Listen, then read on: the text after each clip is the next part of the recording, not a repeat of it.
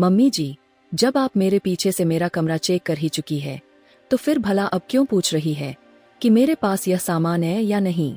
मैंने कहा तो मेरी बात सुनकर सासू जी पहले तो झेम गई, फिर चिढ़ते हुए बोली, अच्छा तो अब तुम मुझ पर यह इल्जाम लगा रही हो कि मैं तुम्हारे कमरे में तुम्हारे पीछे ताक झांक करती हूँ। अरे मुझे क्या पड़ी है यह सब करने की।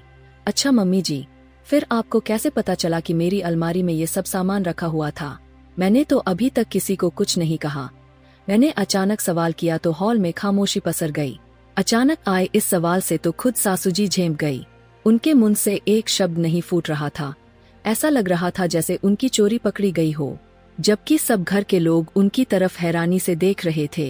बताओ मम्मी, तुम्हें कैसे पता चला कि नीमा के पास हरे कलर की बनारसी साड़ी है, जबकि मैंने तुम्हें साड़ी कल रात को ही ला कर दी थी और सुबह नीमा आपके मंदिर से आने से पहले ही ऑफिस चली गई थी। तो इस बारे में घर में किसी से कोई बात ही नहीं हुई है। अब की बार बेटे प्रकाश ने सवाल किया। उसका सवाल सुनकर सासू जी से कुछ बोलते ही नहीं बन रहा था। तभी मेरे ससुर जी बोले, अरे अब कुछ बोलोगी भी या यूं ही खड़ी रहोगी। तुम्हें कैसे पता कि बहू की अलमारी में क्या सामान रखा है। मैं बताती हूँ पापा जी। मम्मी जी मेरे ऑफिस जाने के बाद मेरे कमरे को चेक करती है और फिर घुमा फिरा कर मुझसे पूछती है कि मेरे पास ये सामान है क्या, और अगर मैं मना कर देती हूँ कि मेरे पास नहीं है तो फिर 2 दिन तक मुंह फुला कर रहती है, बात बात पर गुस्सा होती रहती है। मैंने कहा तो सासू जी तुनकते हुए बोली, गुस्सा नहीं होऊं तो क्या करूं, मेरे ही घर में कोई नया सामान आ रहा है और मुझे पता नहीं चलता। अरे कम से कम घर के बड़ों को पता तो होना ही चाहिए ना कि क्या सामान आ रहा है। अब देखो ना, हमारे घर में तो सूट तक नहीं चलते हैं, लेकिन हमारी बहू इतनी बड़ी छुपी रुस्तम है कि अपने कमरे में नाइटी तक पहनती है और इतनी तेज है कि उसे धोकर भी अपने कमरे में ही सुखाती है ताकि हमें पता ही नहीं चले। ससुर जी बोले, बस करो तुम, क्या बोले जा रही हो। अरे जो भी करती है अपने कमरे में ही तो करती है, तुम्हें उससे क्या समस्या है। क्यों समस्या नहीं होगी मुझे, ये खुद तो छुप छुप के काम करती ही है। मेरे बेटे को भी अपना जैसा बना दिया, अब ये भी मुझे कुछ नहीं बताता।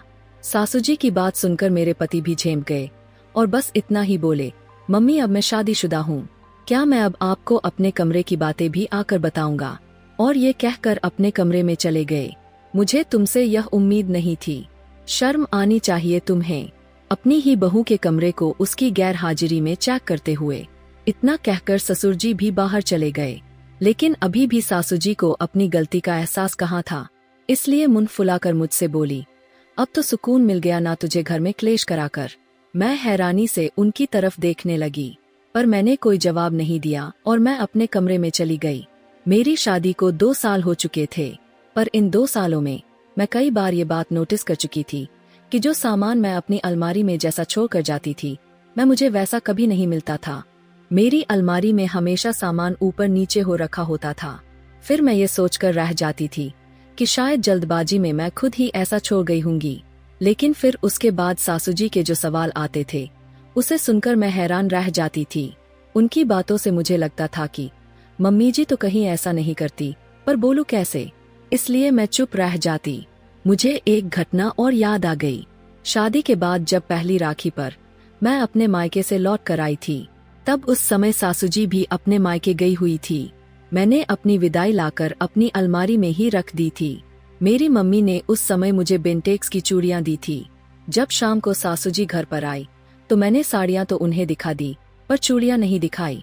लेकिन 2 दिन बाद अचानक सासू जी ने कहा, बहू, भला अपनी बेटियों को सोने की परत वाली चूड़ियां कौन देता है, इसके बदले तो सोने की चूड़ियां ही दे देनी चाहिए। अचानक सासू जी ने कहा तो मैं हैरान होकर उनकी तरफ देखने लगी, पर मुझे याद नहीं आ रहा था कि मैंने चूड़ियां कब उन्हें दिखाई थी। मेरे मन में ये बात चल रही है। इस बात को समझकर सासू जी ने कहा, अरे बहू, तूने ही तो बताई थी चूड़ियों के बारे में। मुझे लगा कि शायद मैं ही बताकर भूल गई। अक्सर मुझे सासू जी की बातों से यही शक होता था कि मेरे पीठ पीछे वो मेरी अलमारी को चेक करती है, और ये शक तब यकीन में बदल गया जब एक दिन मैं ऑफिस से आई तो सासू जी नाराज बैठी हुई थी। मैंने पूछा तो सासू जी बिफरते हुए बोली, बहू तुम नाइटी कब खरीद कर लाई, हमारे यहाँ तो कोई सूट भी नहीं पहनता और तुम हो कि नाइटी पहन रही हो, वो भी हमारी मर्जी के खिलाफ। पता नहीं हमारी पीठ पीछे क्या क्या करती होगी।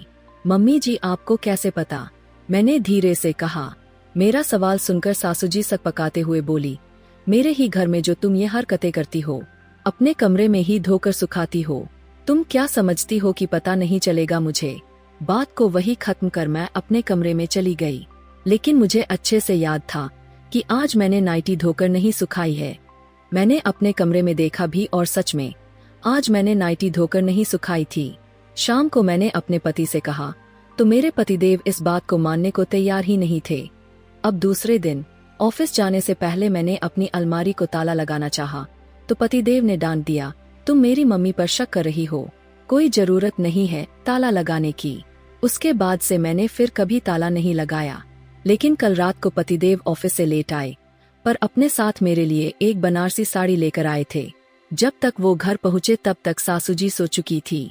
मैंने साड़ी चुपचाप अलमारी में रख दी और जानबूझकर दूसरे दिन भी उसकी कोई बात नहीं की। लेकिन आज शाम को सासू जी ने झगड़ते हुए पतिदेव और ससुर जी के सामने सब कुछ खुद ही बोल दिया।